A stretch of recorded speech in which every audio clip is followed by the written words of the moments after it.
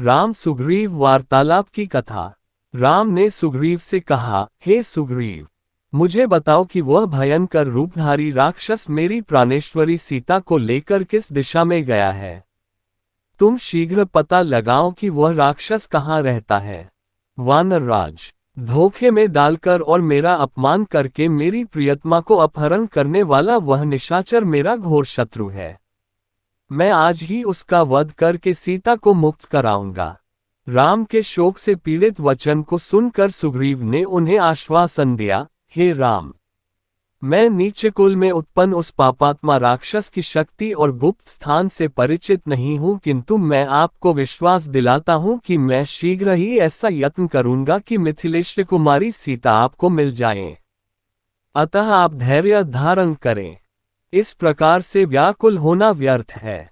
व्याकुल होने पर मनुष्य की बुद्धि गंभीर नहीं रह पाती। आपको इस प्रकार से अधीर होना शोभा नहीं देता।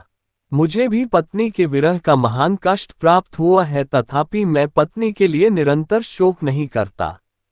जब मैं वानर होकर धैर्य धारण कर सकता हूं, तो आप तो नर हैं, महात्मा हैं, सुशिक्षित हैं, आप मुझसे भी अधिक धैर्य धारण कर सकते हैं।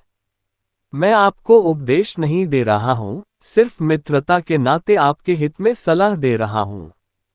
सुग्रीव की बात सुनकर राम नेत्रों से अश्रु पोंछकर बोले, हे वानरेश, तुमने वही किया है जो एक स्नेही और हितैषी मित्र को करना चाहिए। तुम्हारा कार्य सर्वथा उचित है। तुम्हारे इस आश्वासन ने मेरी चिंता को दूर करके मुझे स्वस्थ बना दिया है। तुम जैसे स्नेही मित्र बहुत कम मिलते हैं।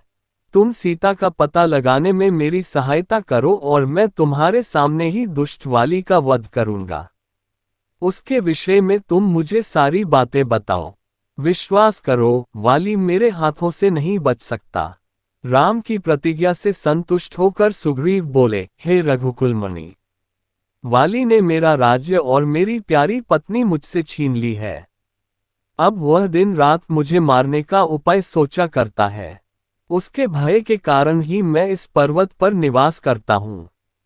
उससे ही भयभीत होकर मेरे सब साथी एक एक करके मेरा साथ छोड़ गए हैं। अब ये केवल 4 मित्र मेरे साथ रह गए हैं। वाली अत्यंत बलवान है। उसके भय से मेरे प्राण सूख रहे हैं।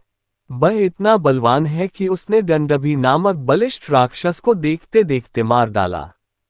जब वह साल के वृक्ष को अपनी भुजाओं में भर कर झकझोरता है तो उसके सारे पत्ते झड़ जाते हैं।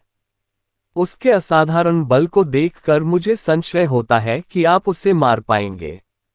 सुग्रीव की आशंका को सुनकर लक्ष्मण ने मुस्कुराते हुए कहा, हे सुग्रीव, तुम्हें इस बात का विश्वास कैसे होगा कि श्री रामचंद्र जी वाली को मार सकेंगे। ये सुनकर सुग्रीव बोला, सामने जो साल के 7 वृक्ष खड़े हैं उन 7 को एक एक करके वाली ने बींधा है। यदि राम इनमें से एक को भी बींध दे तो मुझे आशा बढ़ जाएगी। ऐसी बात नहीं है कि मुझे राम की शक्ति पर पूर्ण विश्वास नहीं है, किंतु मैं केवल वाली से भयभीत होने के कारण ही ऐसा कह रहा हूं। सुग्रीव के ऐसा कहने पर राम ने धनुष पर प्रत्यंचा चढ़ाई और बाण छोड़ दिया, जिसने भीषण टंकार करते हुए एक साथ 7 साल वृक्षों को और पर्वत शिखर को भी बींध डाला। राम के इस पराक्रम को देखकर सुग्रीव विस्मित रह गया और उनकी भूरी भूरी प्रशंसा करते हुए बोला, प्रभो, वाली को मारकर आप मुझे अवश्य ही निश्चिंत कर दे। इसी भगवान की वीडियो देखने के लिए सब्सक्राइब करें चैनल को और बेल आइकॉन दबाएं।